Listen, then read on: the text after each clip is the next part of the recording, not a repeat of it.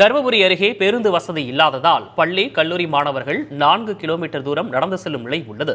Corona பேரிடரின் போது நிறுத்தப்பட்ட அரசு பேருந்தை மீண்டும் இயக்க வேண்டும் என்ற கோரிக்கை எழுந்துள்ளது. மொரப்பூர் அடுத்த மாரப்பநாயக்கன்பட்டி, போளையம்பள்ளி, பொம்பட்டி, ஜடையம்பட்டி உள்ளிட்ட கிராமங்களிலிருந்து தருமபுரி, கோபிநாதம்பட்டி உள்ளிட்ட பகுதிகளில் உள்ள பள்ளி, கல்லூரிகளில் நூற்றுக்கணக்கான மாணவர்கள் பயின்று வருகின்றனர். இந்த 4 கிராமங்களின் வசதிக்காக பள்ளி, கல்லூரி நேரங்களில் அரசு பேருந்து இயக்கப்பட்டு வந்தது.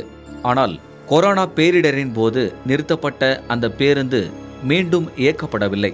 இதனால் மாணவர்கள் அனைவரும் நடந்தே கோபிநாதம்பட்டி வரை சென்று அங்கிருந்து மற்ற பகுதிகளுக்கு செல்லும் நிலை உள்ளது.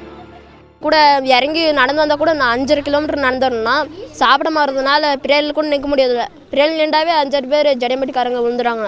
எல்லாருமே நடந்தா வராங்க. பஸ்ஸு 21 வந்து ஃபுல் கூட்டம் ஆகுது. பாதி பேர் நடந்தா போகிறாங்க ஸ்கூலுக்கே. ஃபுல் கூட்டம் பஸ்ஸு நிற்கிறது கூட இடம் இருக்கிறது இல்லை.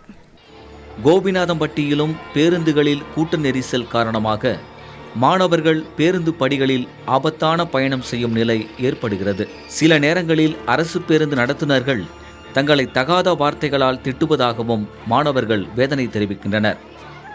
அது 31 பஸ் அங்கிள் வந்து என்னன்னு கேட்குறாங்க, இந்த சனினுங்க பஸ்ஸில் ஏறதுனால நம்மளுக்கு நிற்கிறது கூட இடம் இல்லை, உங்களெல்லாம் யாருன்னா ஏற சொல்கிறாங்களா 31ல் 21லே போக வேண்டியது தானே அப்படின்றாங்க.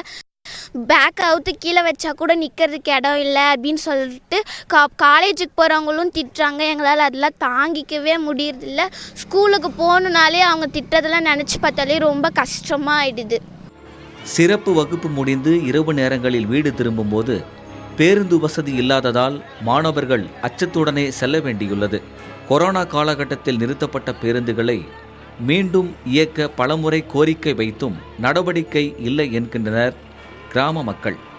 இதிலிருந்து 13 பெட்டிஷன் போட்டிருக்குது. மாவட்ட ஆட்சியர் அவர்களிடமும் போட்டிருக்கு. இதுக்கு முன்னே இருந்த மாவட்ட ஆட்சியர் திவ்யதர்ஷினி மேடம் அவர்கள்கிட்டையும் இப்போ இருந்த சாந்தி மேடம் அவர்கள்கிட்டையும் நாங்கள் பல பெட்டிஷன் கொடுத்துருக்குது. அவங்கள கோரிக்கையும் வச்சுருக்கோம். அது இல்லாமல் இப்போ இருக்கிற புதுசாக வந்திருக்கிற நாடாளுமன்ற உறுப்பினர்கிட்டையும் எங்களுடைய கோரிக்கை மனுவை கொடுத்துருக்கோம். பரிசீலனை செய்ததாக சொல்லியிருக்காங்க. ஆனால் கொடுத்தும் இப்போ 2 வருஷமாக இந்த போராட்டம் நடக்குது. ஆனால் இன்ன வரையிலுமே அதுக்கு தீர்வு காணல. இது குறித்து தருமபுரி ஆட்சியர் சாந்தியிடம் கேட்டபோது கோபிநாதம்பட்டி பகுதியிலிருந்து 4 கிராமங்களை இணைக்கும் வகையில் மீண்டும் பேருந்து சேவை தொடங்க நடவடிக்கை எடுக்கப்படும் என உறுதியளித்தார். அதேபோன்று பள்ளி மாணவ மாணவிகளை நடத்துனர் தகாத வார்த்தைகளால் பேசியது குறித்து உரிய விசாரணை நடத்தி நடவடிக்கை எடுக்கப்படும் என்றும் தெரிவித்தார். புதிய தலைமுறைக்காக தருமபுரியிலிருந்து செய்தியாளர் விவேகானந்தன்.